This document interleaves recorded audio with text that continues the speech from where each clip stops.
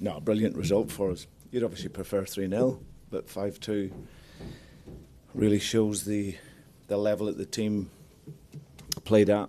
You know, in a European game this year where there's everything riding on it. I thought if you look over the course of the game, the first half we were excellent. We pressed them really well, really aggressively, created opportunities, scored 3, maybe could have had more. Started the second half well. I was pleased, and then we had a spell where we defended very poorly for about 10, 12 minutes. We conceded 2 poor goals, didn't reduce the space, a little bit of inexperience. For the first goal, we were crossing over the defensive line and we created a gap ourselves in order for them to score. And then it goes to 3-2 quickly again.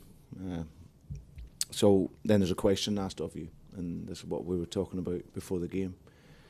I mentioned it in the press the other day that there's the things we've been working with the players, that at this level and in any level there's going to be periods where you come under pressure, and it's having those checkpoints in place to stay calm, to get control again and look to shift the momentum again.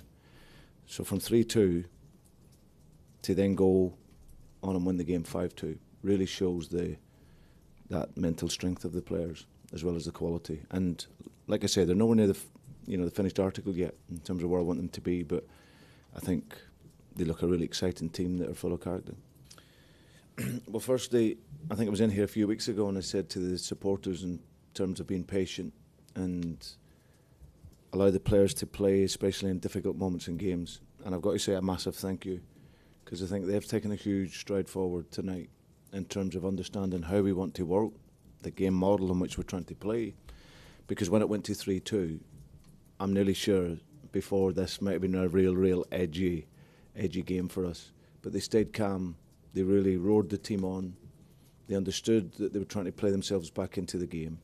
And I thought they were absolutely incredible. And like as I said, the support tonight really helped the players. And as I say, a big thank you for them.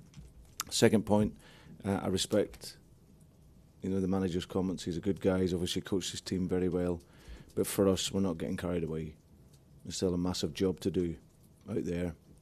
But I think we showed tonight that when the space is reduced, we can score goals. If they have to come and attack, then there's going to be more space for us to play on counter. So, but it's still, there's a 3-goal advantage. But for us, the mentality at 0-0, and we just have to get the job done next week. I thought he was brilliant. I've got to say, his mobility. Like I say, over the course of pre-season, he's become lean. I've obviously seen him from the outside before, but I see him now. I thought he looked very powerful. I thought the team looked physically really fit and powerful right the way through. But certainly Scott was he's a player for me. I look at him now and I think, having worked in England, this is a guy that could still play. He could play in the Premier League in England. There's absolutely no question about that. But he loves it here. His heart's here, and he wants to see out his career here at Celtic.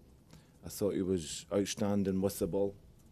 I thought his goal, driving forward, wonderful finish. He broke forward early on in the game as well. I thought he was going to score early on. But just his dominance in the game, that you see the importance of Brownie playing in there. And I thought he was, like what I've said all pre-season, he's really impressed me tactically in the game, how he's covered gaps and filled gaps. And I thought he was one of many great performers tonight.